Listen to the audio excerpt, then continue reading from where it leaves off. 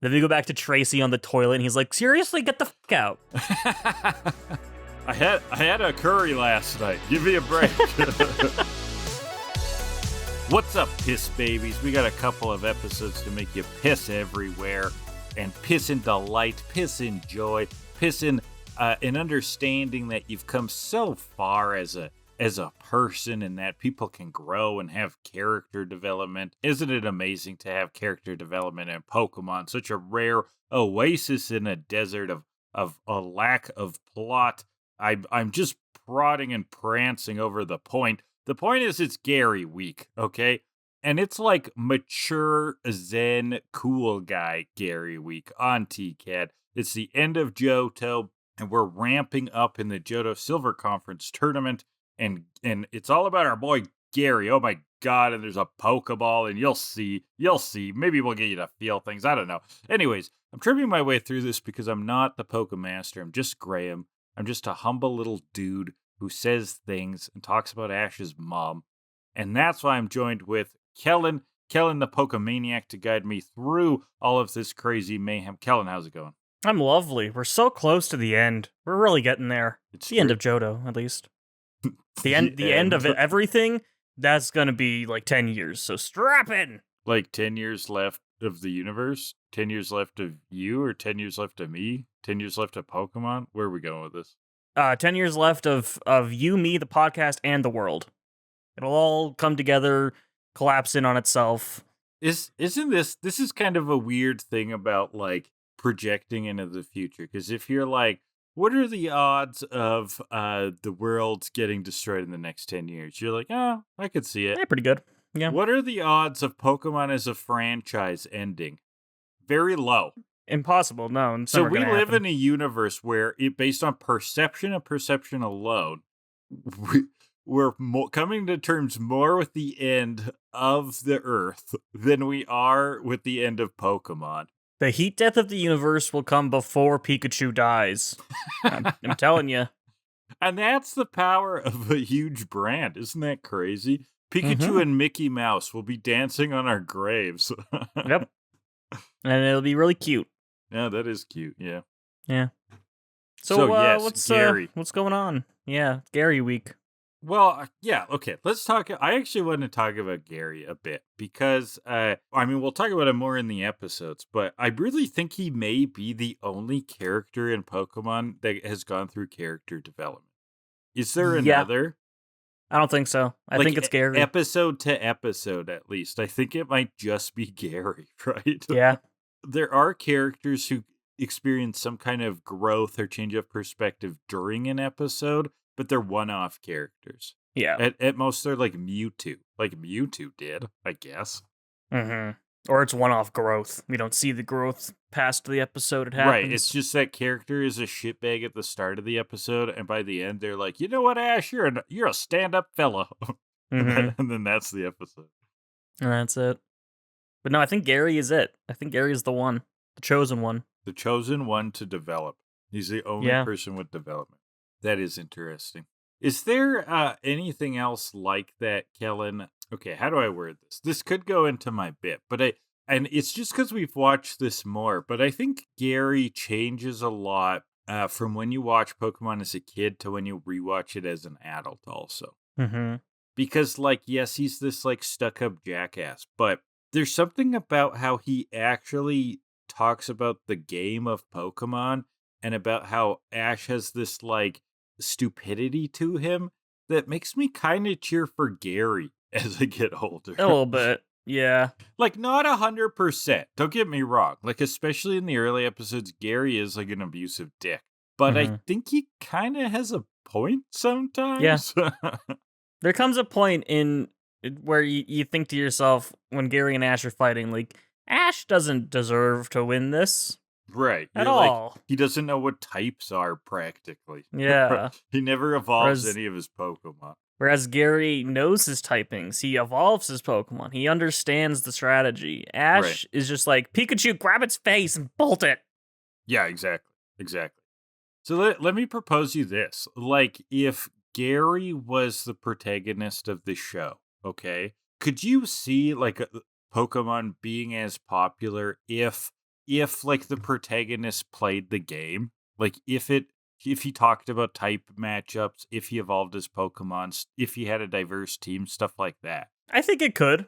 I think there's merit to it, to the idea. Well, I think there's merit too, which makes me wonder, like, why did they go this completely other direction? And that left me at two thoughts. I've got two kind of theories of why they did that. One, it's like, okay, they wanted to make it so that instead of Ash just like having a good team, right, and it being sort of like obvious that he would win, he's constantly the underdog, and he has to come up with like really clever ways of sneaking around the situation, right? Like he has to like, I don't really know if they do this, but the idea is that they sort of turn a battle into a puzzle that he's got to solve, right? He's got to get Bayleaf to flip itself in the air. It's got to get Totodile to blast itself backwards, right? He can't win just with like brute force.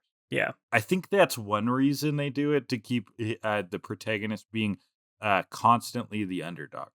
Yeah.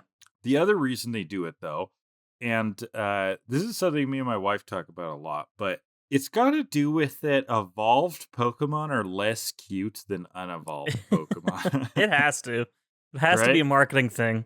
It's got to be a marketing thing. They wanted to keep so the kids just tune in, every so often. They want to see Pikachu, right? They don't want to see Raichu or like ugly Raichu with pants. That'd be like the next one, or like whatever. I guess Pokemon don't get pants. That'd be like a Digimon. Well, a couple of them do, but a couple of them grow pants. Yeah, a couple of them have pants. Which ones have pants? Scraggy and Scrafty. Oh yeah, they do have pants. That's interesting. They don't grow pants through their evolution, though, right? No, but they just have pants. They just have pants. Okay, that'd be funny if one evolved to have pants, because that happens in Digimon. They like Digivolve, of course it and does. They have pants, and you're like, oh, like during that Digivolution, did they like go to the Gap? Is that what's happening here? Okay, so that leads to a third question of Kellan, which is why do evolved Pokemon have to be less cute? Like, could have they made it so that the evolved Pokemon are still cute? They could have, but then where are the badasses? I mean, yeah. But then, like, do they all need to be badasses? Could have you done half and half? They're not all badasses. I mean, look at Clefable. Clefable's a cute. Wigglytuff's a cute one. Or they're not known as to be cute as Clefairy but they're not as and cute. Jigglypuff. No. Yeah. I don't know if there's a single example where they evolve and get cuter. It's either like Gloom to Blossom. Oh, that's a good one, actually. That might be it. Gloom to Blossom. That's the example. And I would even argue Gloom to Vileplume. But Oddish is probably the cutest of the three. Yeah, Oddish is maybe the cutest. Yeah, but that one's a bit more of a toss-up. Yeah. Yeah. But anyways, that's why they keep them unevolved, I think. And I'm just wondering if that reality has to be the only reality. Is there a parallel universe where the Pokemon TV show, Ash has all his Pokemon evolved and they're cute? They've evolved into cuter things. Like when Pikachu evolves, he bigger. Or like they get things. Like what if like evolved Pikachu is just Pikachu with sunglasses? Now we're entering some Digimon territory. Yeah, like they just like accessorize. Like I was almost thinking the less Digimon. Like let's say they don't just get like a pair of pants, but more like Chow Garden. What if they got like halos or wings or like they just accessorize? Hero or evils. Yeah. Yeah, that'd be funny.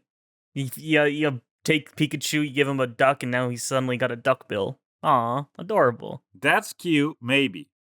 Is that cute or horrifying? I haven't figured it out yet. Okay. Bit of both. Right. Yeah. Well, did you have anything you wanted to ramble about before we get into it? Not really. Okay. Well, I think you'll probably have something to contribute to this next section. So I've set it up that I really did like Gary a lot more now. I mean, he's just more likable later into the show. But I also just found that the protagonist really looks like an idiot, and the antagonist kind of looks smart now that I'm an adult. So I wanted to look back on movies, franchises, etc. that change over time. So these are the top 10 movies where the protagonist looks like an idiot when you rewatch as an adult. Okay, perfect. And these are real movies? Yeah, these are real movies. Real life movies from our universe. Okay, I believe you. And as we get into it, feel free to chuck your own into it. Let's but I'll start with what I got here. Okay. All right. Number 10, Lilo and Stitch. All right. The antagonist being the older sister, right? She's just looking out for Lilo. It's not about being overbearing, it's about the risks. And if you don't identify with the older sister as an adult, like, grow up, bucko. Yeah. I've actually never seen it, so I wouldn't know. Yeah. Okay. Well, you could read the Wikipedia page, I guess. Yeah. I heard that the remake was not particularly liked. Really? Yeah. Mainly because of the ending. Oh, really? Wow. Okay. Yeah. I don't know anything about it, so that is news to me. All right. I mean, I guess I'm not surprised, but I thought it was okay. But I thought that it was kind of a How to Train Your Dragon situation where it's good, but it's what's the point? Yeah. Because How to Train Your Dragon live action is actually really good, but it's it's just really good because it's one for one the original movie, and the original movie's really good. Yeah. Anyways. Number 9. Mean Girls. Have you seen that? Yes, I have. We watched it in school. Oh, weird. Yeah. Well, Katie's kind of problematic. She does some really shitty things to fit in. Now, I'm not saying Regina George is good, but she gets hit by a fucking bus. But did she deserve it? No. Oh, okay. And Katie does the whole burn book thing and even pulls, what's her name? Liz Lemon into it. Yeah. Tina Fey. Tina Fey. Number problematic. 8. Top Gun. Have you seen that? I'm going to ask you every time. Nope, I have not. You never seen Top Gun? Oh my God. Okay. Nope. Well, Maverick is a dangerous pilot, and Iceman is just looking out for the team. Okay? Come on. Sure. Okay. I kind of identify with Iceman now. I'm because you're dangerous, Maverick. You don't know the quote. Okay. Number 7. In Harry Potter, but specifically between Harry Potter and Filch. He's just trying to have rules, and he doesn't have magic, and life's hard, and he's old, and his teeth are falling out. Yeah. Give him a break. Poor Filch. Poor Filch. Oh, Kellan, we gotta censor that. That's the word. Oh, is it really? That's not the slur? Yeah. Oh, yeah, the slur is the M one. Yeah. I pretending you can't say we can't say it. Slur. Yeah. It's not okay. Don't say it. Oh, my God. You'll have to stream on Kick. Oh, no, not Kick. Fuck. I'm having a hard enough time on Twitch as it is. Yeah, right. Number 6. I'm going to keep asking if you've seen these, and the answer will mostly be no from here down. I've seen Harry Potter. You know that. Yeah, but from here down, I don't. You'll have seen one of these, I think. Let's see if you've seen more. Ferris Bueller's Day Off. Have you seen it? Yes, I have. Oh, I didn't expect that. Nice. Go to school, Matthew Broderick. Yeah, what the fuck? Don't make your sister, who I'm kind of viewing as an antagonist, cover up for you. And don't fuck up things with Cameron's car. His dad's car. What the fuck? I felt so bad for Cameron. I think that was his name, right? Cameron? I think so. Sounds familiar. Yeah. Ferris Bueller is a shitbag. Anyone? Yeah, he's not a great person. Anyone? Bueller. Here first. Bueller. Are you a shitbag? Bueller. Number 5. Charlie and the Chocolate Factory. That place ain't OSHA compliant at all. No, not at all. It is a walking OSHA violation. Wandering off. I don't know about that shit. Man. Let's shut that whole thing down. He doesn't walk off in the Johnny Depp one. He's a good boy. Oh, really? He walks off in the book, I thought. It's been a while. I don't remember. I could be wrong. Don't remember. Because I don't remember if the fizzy lifting drink that is in the book. I don't remember. That's in the book, yeah. That's 100% in the book. The fizzy drink. Yeah. I know. I'm a book. Okay. I'm an old book boy. Number 4, The Matrix. Neo was fucking with the code, okay? Agent Smith needs to delete that bug. That's just what he's got to do. Come on. Mm-hmm. Come on. Yeah, I haven't seen it. Okay. That's totally lost on you. Number 3, It. It's about a poor shape-shifting alien that just wants to eat some kids. Just let him feast, you know? I've seen the scene where in the new It where Georgie gets eaten, and it's pretty terrifying. Yeah, but it's good for the monster. How else is it going to get nutrients? That's true. Let monsters eat kids. Yeah, let's start a petition. I'll start a petition for number 2, Lord of the Rings, okay? Sauron is just dealing with land displacement, all right? He's advocating for the orcs. He's running sort of like a distributed commune, okay? Whereas, how does Gondor get its land, okay? How did Rohan get its land? They're monarchs and they're empires, and they've taken over what is rightfully the orcs. And then they spout a whole religion about how the orcs are like desecrations of elves, and elves are the chosen one. Okay, who started this religion, right? Who is putting power to its words? I don't know. I think Sauron might have had a point. I've never seen it. Oh, I know that. Yeah. And number one, you haven't seen this either, but Star Wars. What's wrong with controlling the first galaxy one. anyways? Oh, really? Yeah. Well, the first one that released. Yeah, but that's like the good one. I was basically forced into it. Yeah, but that's the good one. And you you don't like Star Wars? It was fine. Oh, it was fine? What the Yeah. fuck? Well, what's wrong with controlling the galaxy anyways? The dark side's discriminated against, all right? Mm-hmm. True. What's wrong with the dark side, Kellan? Not much. Yeah, not much. They can choke people, and they're into it. Yeah? Okay, cool. Yeah, cool. All right, cool. Yeah, we did it. Any movies you wanted to add? Well, you put me on the spot. Of course, I can't think of any. That's okay. I was just checking. Yeah, okay. Well, should we get into episode 271, The Ties That Bind? Yeah, let's do it. All right, so we kick it off with a recap. You can skip that. Sweet. And the episode's off to a racing start where Ash is like screaming at Gary, "I'm not gonna lose to you, Gary!" Yeah, this is where they've just found out they're going to compete in round 1 against each other of the semifinal tournament. Gary's like, or of the final tournament, sorry. Gary's like, "Remember this?" And he pulls out half of a Pokeball from the Indigoleague, apparently. From when they tied. Yeah, and it's that's like, all okay, they say. Not from the Indigoleague final. It was a little bit confusing, but yes, yeah. He considers tie with Ash a loss. Okay, all right. And they're arguing, but this was really cute when Pikachu kind of joins in. He's so angry. Right? It's so cute. It is very cute. And so at sunset, Ash is digging through all of his things, and we see some throwbacks to the rope and the electric-proof gloves from the very first episode on the floor. Yeah. I like that. I didn't notice that. Good catch. Yeah. And he finds it. It's the other half of that Pokeball. It's the first ball that he ever got on his journey. And so we flash back. Ooh, stuff we've never seen before.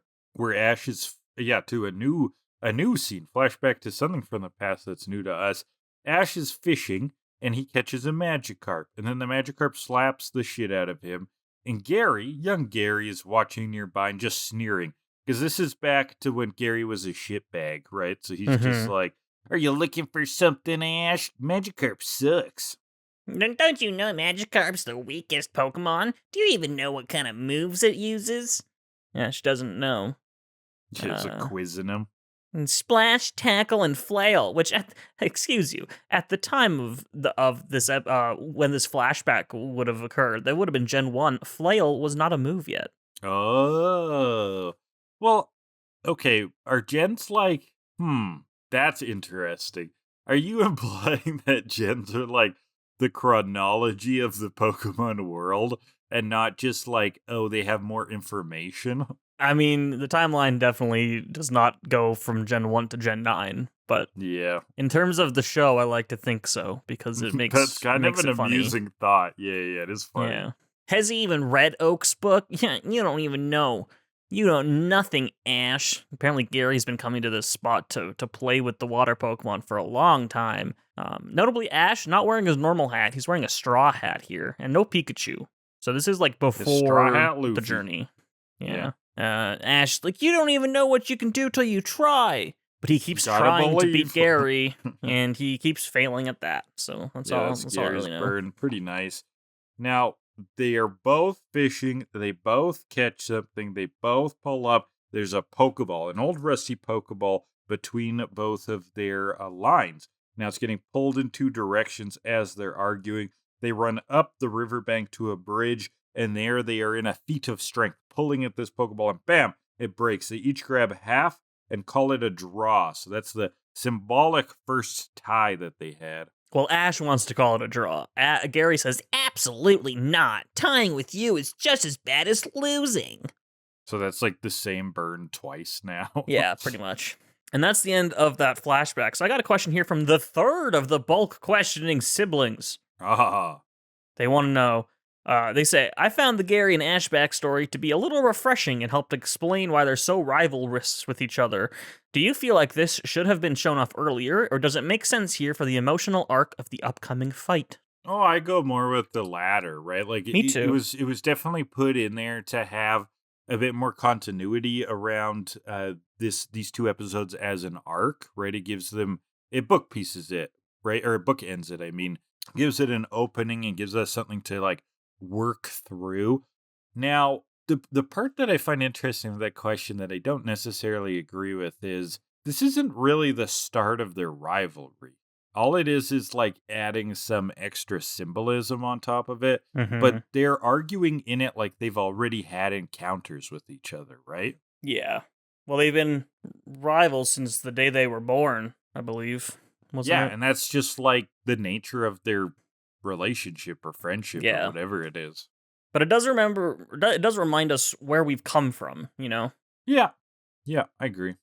So no, I like it here because it gives us a little more oomph for what's coming up. It also contrasts nicely with their growth. Mostly Gary's growth, but Ash's growth too a little bit to his benefit. What growth? A little bit. Like Hey-o. he is at least a bit more No, is he competent? He can battle, sort of. He knows what a Magikarp is, sort of. He wins sometimes. He wins. He definitely wins. Yeah. Yeah. I guess that's what I'm getting at. He wins. Well, back in the present day, Ash thinks of this thing as a good luck charm, carries all of his dreams. He's lost to Gary before because he wasn't ready those times. But now he's ready. And tomorrow is the day that Gary gets beat. Except tomorrow is a day off. Yeah, but he can strategize tomorrow. Oh, yeah, strategy's a thing. Yeah. Oh, yeah, strategy. That was a line. Oh, yeah, strategy. Meanwhile, Team Rocket, they're still selling badges, but it's a day off. So who are they going to It's a down market to? day, so they're going to run a one-day sale. Commemorative pins. Get the complete set. I actually really like their whole little sales pitch here. It was cute. Yeah. The Johto League Limited Edition Silver Conference Commemorative Pin. The complete set comes individually numbered and boxed in a gold case. That individual number is a real pain in the ass, because if you're missing 6, then oh my god. It just does not look right. Yeah, true. Ugh. Yeah, and I wonder if they were sort of gotchas. Like, you got to gamble for one, and one of them, like, doesn't even exist. It's, like, totally a scam. They also say that it's a one-day sale for the collector chumps, which I feel called out. That was so rude. This is Labubu's before Labubu's, Kellan. Yeah. What the fuck is a Labubu? I don't even know. It's like a doll? Yeah, okay, so it is, it's one of the lines of toys from this Chinese company, Pop Mart, who started selling toys quite a while ago, but they've, like, popped off globally now when a K-pop artist put the Labubu line on her Instagram, and now it has gone worldwide fire. They're like weird little monsters. Some people think that they're possessed with demons. Ooh, that's fun. Social media was a mistake, man. Yeah. We need to go back. It's just Furbies or Beanie Babies. Like, we've been here before, right? That's true. But they have a dumber name. Yeah, I mean, generations will always think the next thing is worse, even though it's the same. So let's join hands and observe that ancient tradition of hating on new things. So Misty stumbles upon Brock and Ash prepping in the morning. Brock seems to have checked out the entire library while Ash has been on the computer all night long. Oh yeah, he's not sleeping at all. Like, he's like been snorting Adderall or something. Yeah. And he's like, I got this all figured out. I just click this, and then I click this, and then I click this, and then a bunch of pictures of Gary's face shows up, and he crashes the computer. Yeah, somehow. And then, like, a bomb image explodes, and then Ash freaks out. He's like, it's crashing, and he starts karate chopping the monitor. I'm like, yeah, okay. That's why he stayed up all night, because he's so awful at using a computer. But it's funny, because he's like, I got this all figured out. I just gotta click here. All he's doing is clicking the pictures of the Pokemon. I know. That's all he's doing. I know. That was like Boomer shows you how to use cbc.ca kind of thing. This is how I check my news. And the whole They go to Explode. Google first, and they type in the Google search cbc.ca, and then click the first link Yeah, and if instead of just going to the address bar. if there's anything different, like any other different step in there, we'll throw them completely for a loop. Oh, right? you know the AI overview really fucked with them. Oh yeah, exactly. So it's time to take a break for breakfast. We talk about Gary. He's got all types of Pokemon. First class, tip-top shape, evolved. He's rotating them. So putting together your team is crucial. He doesn't just prefer one type. That's actually very impressive. He's got a diverse team. This is like the first time in the show they've brought up that that's actually like the meta. That's actually like the preferred strategy is to diversify. Because everybody they fight is like one, water, fire, blah. Yeah, or one Pokemon, and that's it. Yeah, or just one Pokemon, yeah. Which, I mean, fair. If you can't afford to feed multiple Pokemon. Yeah, I it's get quite it. the hustle, yeah. Yeah. Well, suddenly, Charizard's here, and he flamethrowers Ash. Brock made a call to Lisa last night. Yeah, so then Charizard did a dive bomb in, and Gary appears. He's looking serious. He's just there. Like, morning, Ash. And then they just like share eyes. Yeah, there's like 10 seconds of them just standing there staring at each other. Yeah, completely and then it's just dead air. And it's just, morning, Ash. Good morning, Gary. And then here's Oak. He's like, a poem. Rivals, now they meet. Gary, Ash to compete. Not And then bad. Delia's here. Yeah. Yeah, they both came to watch and bang in the hotel. And then Oak's like, can I check out your Pokedexes? So yeah, he takes their Pokedexes and he updates them with a bunch of new info, new data that he's collected. Misty wants to know if there's any new water Pokemon. Brock wants the latest scoop, but Oak teases them, says, it's better to see it for yourself. Yeah, gotta And go. Gary is pensive about something. He just walks off. He says, it's nothing. He's preoccupied with match strategies, Oak's theory. Yeah. So we gotta work on strategy. Delia tells Ash, she's proud of him, blah, blah, blah, all that sappy stuff. And as they leave, they say this will be a match to remember. Oh, very nice. Meanwhile, Team Rocket has a haul. Yeah, Meowth The with all the Grand money. Masters of He's like, we're the Moolah. Masters of Moolah. And basically, all of the losers of the tournament have bought their stock, essentially, is what it is. They're just they're He's marketing making to the money people who off lost. Making money off of misfortune. James says we have to make 3,000 more badges tonight to sell them tomorrow. He's the one 3,000. taking this craft seriously. He's Yeah. like, we gotta fulfill the orders. They're on back order already. Successful business. This is great to see. So it's time for the victory tournament. We see Macy and Jackson in the crowd, and we see that it'll be a random stadium and constantly changing. It'll be 6-on-6 for all the battles. They say the stadium will be constantly changing. Yeah. It does not. I was going to ask you if you thought that too. They said it's constantly changing, so that would imply it changes throughout a match, but it's actually it picks one and then that's what it is for the match. And then the next one, they'll pick a new one. Yeah, but it's the way they put it. It sounds like the Pokemon Stadium stages in Smash, where they're constantly That's what it constantly sounded changing. like. I was like, oh, maybe it's like a Smash Brothers thing. Yeah, I was looking forward to that, but nope. So we see a Sneasel taking out a Machamp, and that's Harrison. So we did see that Sneasel briefly, at least, today. He's moving on. All right, and I said I wasn't sure if we would see him, but we do see him. So there you go. At the very least, barely see it. Yeah. So he's going to be moving on to the top 8, and Ash contemplates over the half ball in the locker room. Harrison comes in. He congratulates Harrison, and Ash is up next. And we see his cheering squad, who I love: Pikachu, Psyduck, Politoed, and Togepi. How cute. Oh, yeah. I thought you meant Gary's cheerleading squad because they're also back. Oh, yeah. And that's too bad. I like that Gary going past them. It kind of looked like he's not a fan of them being there this time, though. He kind of is grimacing a bit. Brock is simping.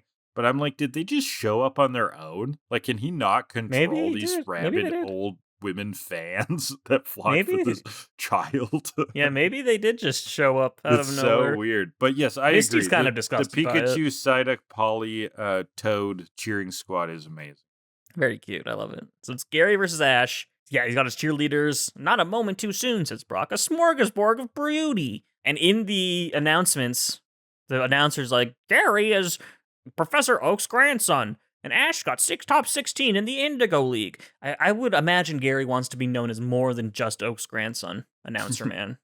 Yeah, that's what I mean. So we originally see, how they always talk about Gary being Oak's grandson as this thing of like entitlement. but it grows into something that has to like live past, that he has to like Mhm. perform out of. Like there's a reputation at stake that Gary so desperately needs to like live up to, and it gives things an extra sting of tension that I don't think you catch it when you're younger. Yeah. Yeah. Yeah, no, I don't have anything to add to that. And put it well. Well done. Thank you. So yes, Yeah. Gary's hyping. I mean, narrator's hyping. You mentioned that the Rockfield was selected. Yeah, Rockfield is the first one up here. Gary has to take the first move. He's going to go for Nidoqueen. Great Pokemon. Sick Pokemon. Good Pokemon. And Ash's first is Tauros. I was like, okay, I cool. knew Tauros was going to show up today. Yeah, it was random. How does he pick which Taurus to pick when he's got like I don't 50? know. I think it's just random. Luck of the draw. Yeah. So the battle music's up. Nidoking goes for the Rock Smash, which fissures Queen. the earth. Throw. Did I say Nidoking? Yeah. No, whoopsies. Fissures the earth, throwing Tauros for a loop. And he is getting pelted by little rocks. He knocks the rocks away. Ash is just going to go straight forward, all offense, go for a horn attack. Meanwhile, Delia is just taking like a shitload of pictures. Which she Which was will funny. throughout the rest of the tournament, basically. Yep. She's obsessed with this, like, disposable looking ass camera. Mm-hmm. So Nidoqueen grabs Tauros by the horns, hyper beams it at point blank, sends Tauros through the rock peaks, and it goes down immediately. Cheerleaders are a cheerleading some more. Brock's like, Ash needs to get creative. This is going to take some brains. Gary returns Nidoqueen for the advantage because... Oh, sorry. This is out of order. Ash's next Pokemon is going to be Heracross. And then when seeing Heracross, Gary returns to Nidoqueen, going to set up for the advantage, chooses Magmar. That is a good choice. We now have bug fighting Pokemon against a fire Pokemon. So Magmar goes for a flamethrower, which is dodged, and he goes for Fury Swipes. He's not supposed to have Fury Swipes. It's supposed to be Fury Attack. That's what it was in the original Japanese. And then he launches Magmar into the air, and then... Okay, this is fucking sick. In the air, Magmar goes for a fire blast, and he launches the fire, and then dives into the fire into Heracross, pinning him to the rock. Pushes him against a rock. Follows it up with a flamethrower, and Heracross is just a burning. Okay, so things do not look good for this flaming Herculean bug.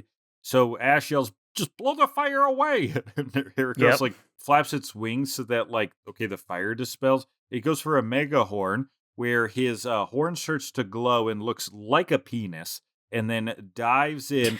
A Magmar's going to counter with a flamethrower, but the penis penetrates the flame and hits because it's the most powerful penile attack that this posse of Pokemon partygoers have ever seen. You're telling me that Heracross can withstand a fire blast and a flamethrower, but Magmar goes down to one resisted Mega Horn. Mega penis horn, yeah. Mega penis horn. Yes, thank you. That's Say absurd. The correct French pronunciation. Yes, exactly. That's bullshit. Yeah, what part of it don't you get? He just stamped his big old wiener on Magmar's ball head, okay? I guess. And dick and balls came together in a glorious explosion. The narrator also, the announcer also says, he's going for Mega Horn, which is the most powerful move. That's not true. Mega Horn's not the most powerful move. Most powerful bug move, maybe. Okay, maybe that's what he meant. Or the most powerful move out of a pool of bad moves. It's the most powerful move out of all the moves I put in this hat. Yeah, exactly. And it consists of tail wag, bubble. Bubble. It's just 14 bubbles and one Mega Horn. Yeah. Well, yeah, Magmar goes down. It's 1-1 here. In time to show Ash Gary's best. Out comes Blastoise. The original Squirtle that he'd gotten from Oak, now evolved, now old. Blastoise versus Heracross. We get this Hydro Pump countered with Fury Swipes, and that is the Freeze Frame, which will be a reoccurring thing here to end episodes with a beautiful, two Pokemon diving at each other Freeze Frame. What is going to happen? You'll have to stay tuned till next episode, because that is the episode. Okay, so for Literary Hour, I'm looking at the trope from tvtropes.org, a symbolically broken object. This is when you use just a physical object to, have a metaphor for there's something a brewing between these people. And there's like several options you could take, because this is a pretty common trope. But I like this one from Lord of the Flies. So in Lord of the Flies, it's an island and kids are abandoned on it, but then they kind of like make their own like tribes and societies. There's this conch shell that they're using to basically give command. Okay, whoever's got the conch is kind of giving orders. At one point, the conch shatters, and that symbolizes like the breakdown of their civilization and like an all-out war. Didn't they parody that in SpongeBob? Probably. What episode was that though? Can you It's remind me? the episode with the magic conch shell. Yeah. Is that a Lord I of don't the know Flies if it is Lord of the Flies. I've never read it. But Oh my god, it there's so many sounds familiar. things I'm surprised you didn't read in school. What did they teach you in your school? What I did you don't read? remember. Oh. We read The Outsiders Oh, nice. of Mice and Men. We read that. Okay, good. Yeah. So there's that. I'm Googling it. Okay, the AI overview is saying it is a direct parody of the conch shell's symbolism from Lord of the Flies. We all know the AI Uh, overview is always right. So People on Reddit do think it is a metaphor. Yeah. Whether it's like an explicit metaphor or it's like a parody, not really sure, because now it is a Reddit thread, so people are arguing about religion now. Of course they are. Yeah. It's not a Reddit thread without it.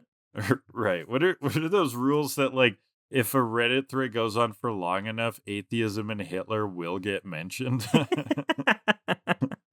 think so. I think that sounds familiar, actually. Yeah, it's I like think a that's law of the internet. the law of Reddit, yeah. All right. Shall we rate? Yes, let's pull some balls. Pitcher time, ping pong pitcher. This is the 4-pour of the plastic ping pong pitcher of objective rankings. We're going to pull 2 categories at random from this pitcher and rate the episode based on that. What do we got first, Kellan? First category will be the soundtrack. Ooh. These episodes have some great soundtracks. I mean, yeah, they don't really have anything new, but like I think what we'll they have focus is used more very well. on how they use the songs. Yeah. Yeah.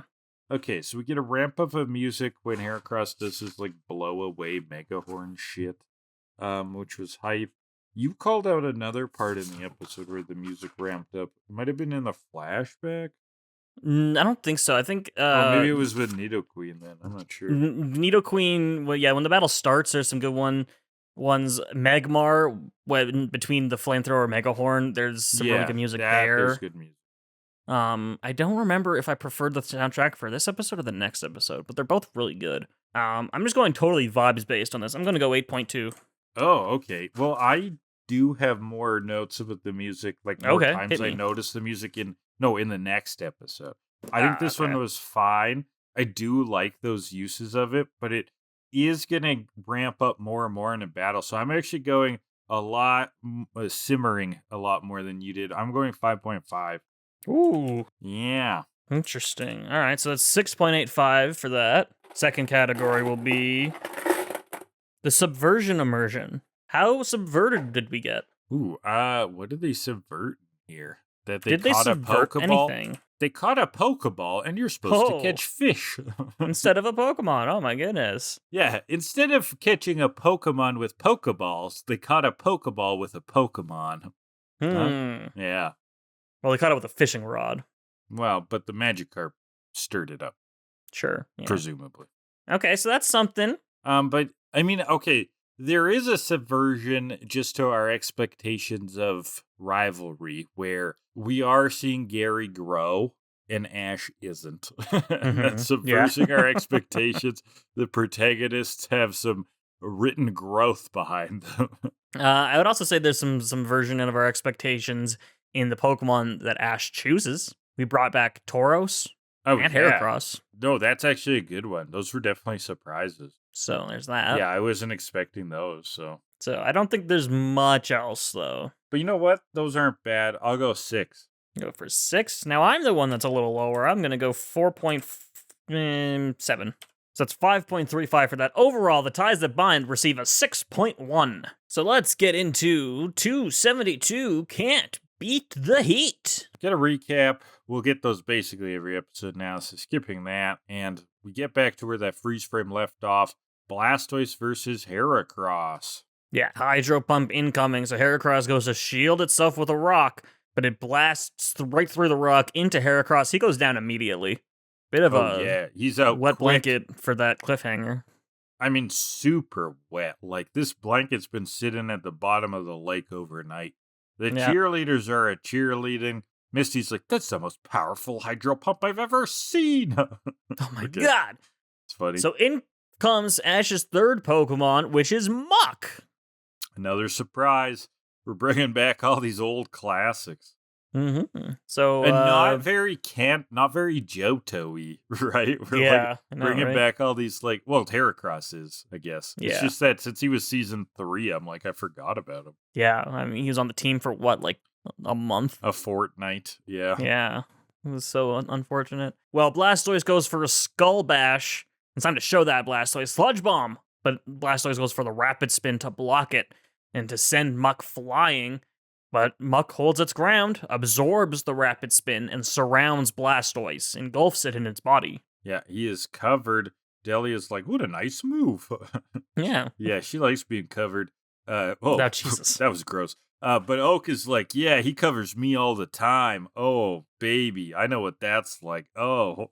We get a lot of Oak relating things back to the lab, because he was like, that Taro sure can charge because of all the running around it does in the field. That Muck sexually assaults me every day. It's very good at it. Yeah. So Hydro Pump from underneath blasts Muck off. Ash recalls him from that, and we see Harrison watching from the stands. What will Ash's next choice be? What will it be? Indeed, it's Bayleaf. Okay, good choice, right? We got the grass. Yeah, it's the strongest grass Pokemon.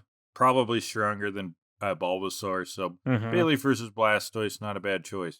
Hydro Pump is launched. Bayleaf jumps with Vine Whip way high in the sky. And this is what I'm talking about. This is why they make Ash the underdog, so he can do shit like have Bayleaf launch itself with vines. How powerful do those vines got to be to lift that thing? Like, that's impressive. There's math, but I'm not going to do it. Because I'm too busy watching Bayleaf launch Razor Leafs now. Blastoise counters with a Rapid Spin. You just spin around in his shell to cut those leaves to shreds. Bayleaf is going to go for a Body Slam, getting in close. Maybe not the best move, because Blastoise can counter with a Bite. And boy, is it a vicious turtle bite. Don't expose your finger to a turtle, because he ain't letting go. Yeah, so he bites Bayleaf on the leaf and then starts spinning her around, which looked painful. I did not like that. It's so long gay Bowser, but like with a leaf. Yeah. A leaf that is an appendage. It just felt like that should be ripped out or something. Like, it's not, I don't like it. Yeah, like a fingernail. Ugh. Yeah, hate it. So Bayleaf gets thrown and is out. Ash is getting completely destroyed. Yeah, he is, but he's confident for some reason, even though he's getting absolutely shit on. So we're going to have a 5-minute intermission now that Ash has lost 3 Pokemon, so everyone can go chill for 5 minutes. We'll just sit here silently for 5 minutes. Yeah, it's like Remembrance Day, or what do they call it? Veterans Day in the States? I don't know. Or Memorial Day, I think. Memorial Day? Okay. Veterans Day, I think, is the day that everyone has a barbecue. Oh. And then Memorial Day is the where you sit counterpart to Remembrance. Yeah. Cool. So we could do that, or we could keep talking. So they take a 5-minute break. Pikachu really wants to do the battle next. Pikachu would be a great choice. He's got his arms crossed, but he's not registered. Like, he had to pick 6 Pokemon to bring to battle, and he didn't choose Pikachu for this one. Apparently, this is the only time Pikachu has ever been out of Ash's top 6. Oh, really? Yeah. I was a little bit surprised. I thought Pikachu was just, like, always there, too. So. It's his most powerful Pokemon. Yep. So why wouldn't he bring Pikachu? Crazy. But no, it's so cute, because Pikachu is so fired up, and then Ash tells him that he can't, and he gets so upset, like a toddler that can't have a cookie. Yeah, he's a little Very annoyed. Cute. So we see Delia talking about how Gary's always confident, blah, blah, blah. Ash always struggled behind him. But Gary and Ash, that's what makes them important friends, that relationship. Mm-hmm. Yeah, Oak thinks Gary sees Ash as his most important friend. Aw. Interesting. Sweet. Yeah.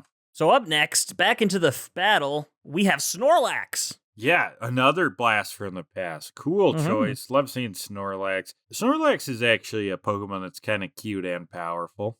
Yeah, in a He's way. cute in a way. Yeah, I can see that. And he's going to be up against Arcanine. Cool Pokemon. So Arcanine's going to kick it off with Takedown. Snorlax is hitting back with Body Slam. Arcanine goes for a dodge and a Fire Spin. This actually hits. Brock is commenting how it doesn't look good, but Ash isn't phased at all. Commands Snorlax to go with the Hyper Beam. It hits Arcanine, and Arcanine's dead already. Down already, fast. One little beam. One move Snorlax. That's what we call him. Yeah. Ooh, he's wrecking. And Arcanine a bit of a glass cannon because he's shattering. Yeah, absolutely. So Ash is up, what, 3-1? Is it 3-1? Is that it? Or 3-2? Magmar's down to 2, so it's 3-2. Yeah. So Wow, Gary brought 2 fire types. That's not very balanced. yeah, come on, Gary. And you said that he's so balanced. Maybe Gary thought that Ash would go Bulbasaur and Bailey and Heracross. Yeah, Ash went monotype this time. Yeah. Well, I wouldn't put it past him. Well, exactly. Deli's impressed with Snorlax, thinks he's really cool. The music is a building, right? We've got this like crescendo of music, very nice. And Gary brings back in Nidoqueen, a classic strong Pokemon from his team, to fight off against Snorlax. Gotta be careful. It can Hyper Beam too, Snorlax. I'm And like, so- Hyper Beam's good, but it's not like the best move ever, is it? No, not at all. So Nidoqueen uses its tail to jump, something that Gary just learned from Ash. I don't know how useful this was, though. Yeah, I don't know. They don't really show it pay off. He goes for a double kick. It does hit, but Snorlax is sturdy as heck. And then we see Nidoqueen's Hyper Beam. Hyper Beams are what's going on. Snorlax dodges, goes for an Ice Punch, and Nidoqueen's down.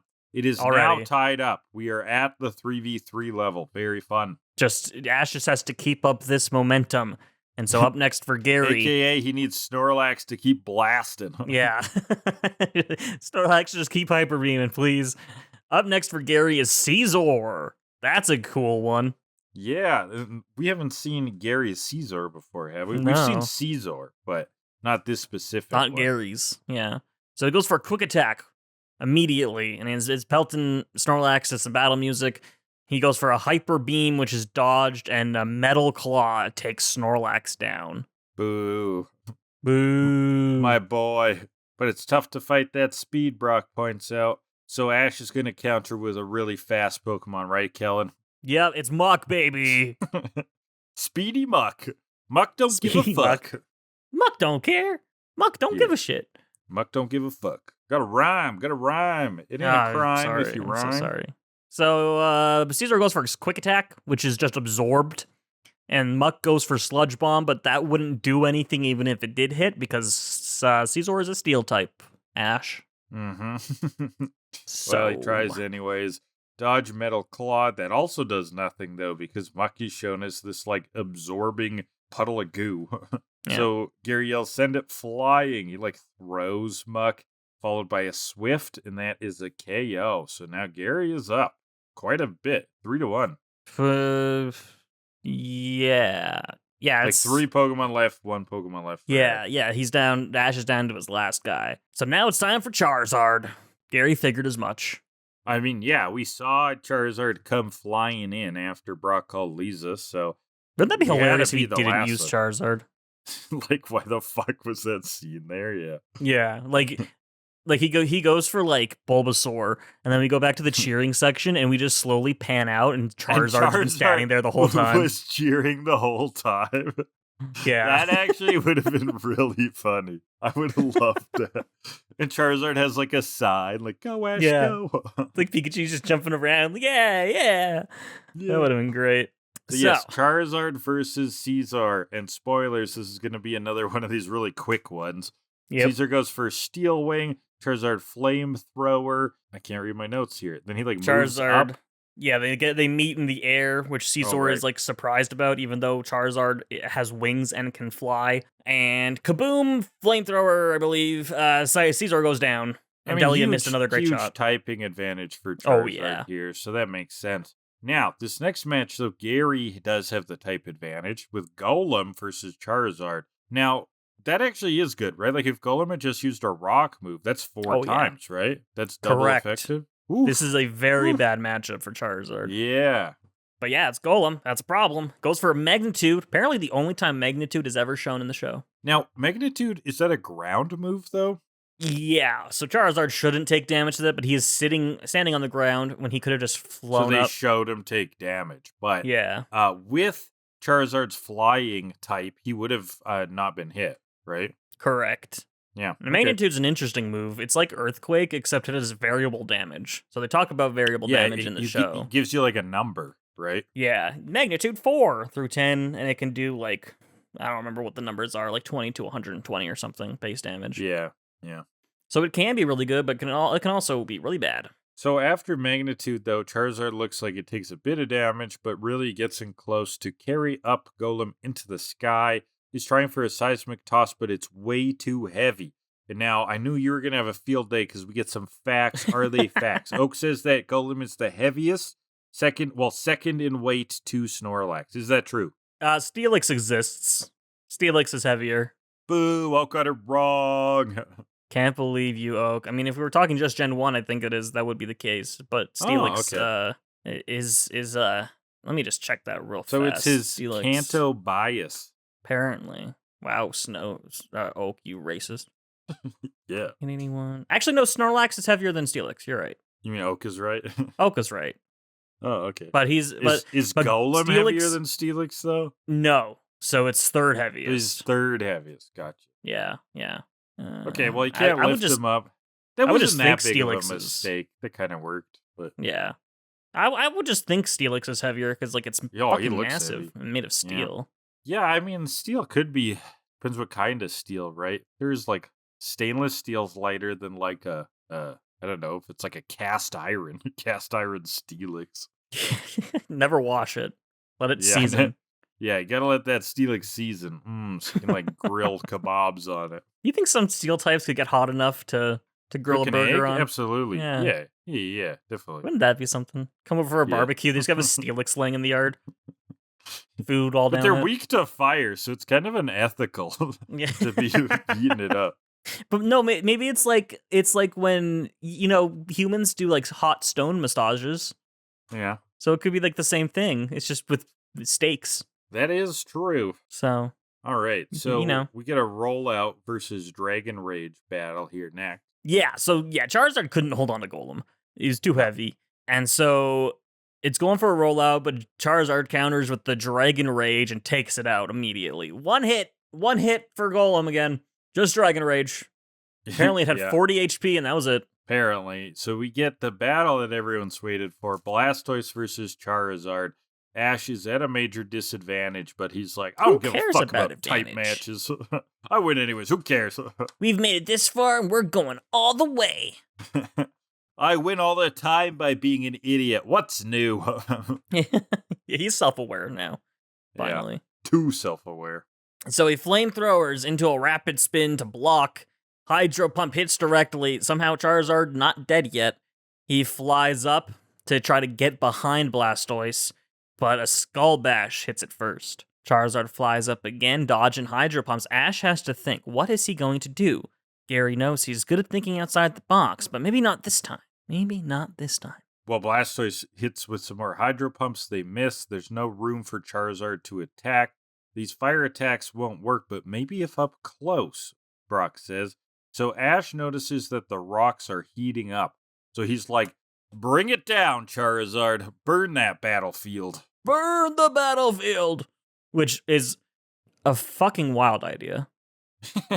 Yeah, just heating up all the rocks around Blastoise. There's rocks melting. The crowd is super warm. It's just like the whole stadium's gone up like 20 degrees.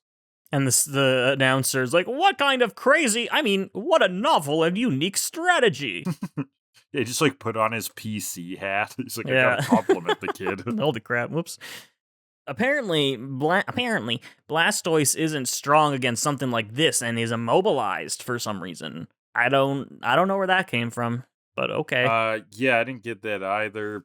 Made up, I guess. But Molten Rock's around Blastoise. Blastoise is like trapped, I guess. So he's hydro pumping, which causes the battlefield now to turn into steam. The crowd cannot see it all. When the steam dissipates, Blastoise and Charizard are holding hands. So romantic, Kellan. It's like Catching Fire, where all the tributes hold hands with each other to show their disdain for the capital. Blastoise Is that what they're and Charizard, doing here? They're like finally revolting against they're the humans. finally revolting. They don't want to fight. They're lovers, not fighters. Yeah, come on. Why do you make us cockfight when we just want to fight with our cocks, if you know what I mean? Ew, gross. What is wrong with you today? I'm just having fun, Kellan. What do you mean? Sure, okay. It's called romance. They're locked in between a hand-to-hand Blastoise and a combat. Charizard. Yeah, sure. They're locked in hand-to-hand combat, really. Apparently, Blastoise can't aim with the cannons because Charizard is at too close of a range. And so Charizard goes for the Dragon Rage, Blastoise ducks to dodge it, and he carries Blastoise into the air. Blastoise bites him. Kind of a weak-looking move when you think about Hydro Pump and Dragon Rage and everything, then there's just bite. Kind of, but he does have quite the jaw, so I'm not sure. And like carrying this thing up while being bitten does seem pretty nasty. Mm-hmm. And so, to the final boss theme, Charizard goes for the Seismic Toss. Because of course he does. That is Ash's signature finishing move. The crowd is in suspense. And then we look at every character in the show. Yeah, of course. It like zooms in on people we haven't seen forever. Like Tracy's like taking a dump, zooms in on his face, you know. Yeah, we look at Brock, then we look at Misty, then we look at Pikachu, then we look at Tracy, and Tracy's like, get the fuck out of here! We go to Misty's sisters, they're like playing cards, they don't even know what match is going on. We go to Erica, she's like selling perfume. Doesn't care about the conference. Yeah. Then we look at Harrison. Look at Harrison, then we come look all at... the way back. I think we see Jackson and Macy in the crowd. Then we go back to Tracy on the toilet, and he's like, seriously, get the fuck out. I had a curry last night. Give me a break. I'll be back. I'll be out in like 10 minutes. Just chill. After we look at every character, they're standing there. Charizard and Blastoise are just standing there. Blastoise barely gets up. And then he falls. And Ash wins. And like I said earlier in this episode, Ash had no fucking business winning this fight. No, not at all. None. No, he was in such bad situations. Gary's team was just better. Yeah. The fact that Charizard took out Golem and Blastoise, total bullshit, man. Total bullshit. If I was Gary, I'd be pissed. Yeah, Golem just had to use a rock move, and it would have been over. Yeah, it would have been done. Fucking rock throw it. Just hurl a pebble at Charizard, it'll die. And it'll fall over. Yeah. Jesus But Christ. Gary scoffs here. Well, the gang's congratulating Ash, but it's not like a condescending scoff. It's sort of like well, that's how it is. You know, he's just kind of playing it off. Ash is jumping around. Gary looks, you know, like he's sad about it, but he's not destroyed, right? No. He does look like, okay, it's what happened. He turns around and leaves the stadium, and we never do see him recall Blastoise, so I like to think he just left Blastoise laying there. Oh, that's mean. Blastoise is abandoned for losing. Poor Blasty. Aw. Well, meanwhile, Delibird is here, stealing all of Team Rocket's money. Oh, yeah. Delibird is coming for the debts to be paid now that they have some money. But Meowth's thrilled that they're actually paying off the debt. So Jesse's like, that's it. We're making a souvenir company. This is actually working. James will write a jingle. Capitalism. Meowth's not bad at backup. Uh-huh. Again, another episode where they're just selling stuff, and I love it. Capitalism. The scheme. Well, at night, Gary stares out over the lake. He's definitely dying, I think. He did kind of have that vibe, right? And Ash meets him, and he's like, what do you want to talk about? And Gary's like, the doctors say there's not much time left. No, he actually just gives Ash the other half of the ball. Because he doesn't need it anymore because he's dying. No, because he's free from this. He's like, I used to feel like a failure, but you know what? Losing isn't the worst thing. It was a great match, and you won fair and square, and that's life. I don't know about fair and square. I think it was kind of bull, but whatever. I think it was kind of bullshit too, Gary. We're in your corner. We're with Gary. Hashtag we're with Gary. Hashtag we're with Gary, yeah. So, yeah, Ash feels like he got a lot stronger. So does Gary. And Gary's going to cheer for him in the second match. And then we immediately go to the second match. Yeah, it's going to be Ash versus Harrison next. Pikachu's up, and Harrison uses Kecleon, which Ash is surprised about, and then the episode ends. Boom, boom, boom. That's the episode. All right, so my trope is the graceful loser. I was impressed with how Gary lost here. It wasn't condescending. He wasn't low about it at all. He had a lot of grace. So the graceful loser trope. And I'm going to pull from a classic piece of literature, the Berenstain Bears Big Chapter books, Woo! Too Tall, in the end of Berenstain Bears, and the female fullback. Okay, are you with me, Kellan? Are you excited? I'm so with you. Having lost his spot as fullback on the team in favor of Bertha and have been moved to tight end instead, he doesn't take it that well. This is Too Tall they're talking about. But when the actual game comes around, he willingly gives up his own shoulder pads to Bertha after hers were stolen, despite Mr. Grismeyer's first reaction being to suspect him of the thief, and eventually tracks down the real thief. So even though Too Tall is a little bit upset about it, he realizes that Bertha was the better choice and helps her out. And that's very kind. Good job, I love Too the name Tall. Too Tall. That's so funny. He's Yeah, just I too mean, you're tall. implying that he's too tall, not just that he's tall. It's like his name is showing like something wrong with him. That's kind Yeah. of twisted. All right, let's rate this and finish up. Okay, 4-part time. What do we got, Kellan? First category will be the Team Rocket scheme. I kind of had a feeling we would get it. You know, there's not much to it here, but I kind of want to give it a good score just because it's too. actually working for them. Yeah, I'm it actually is. proud of them. It's They're a actually little doing bit, it.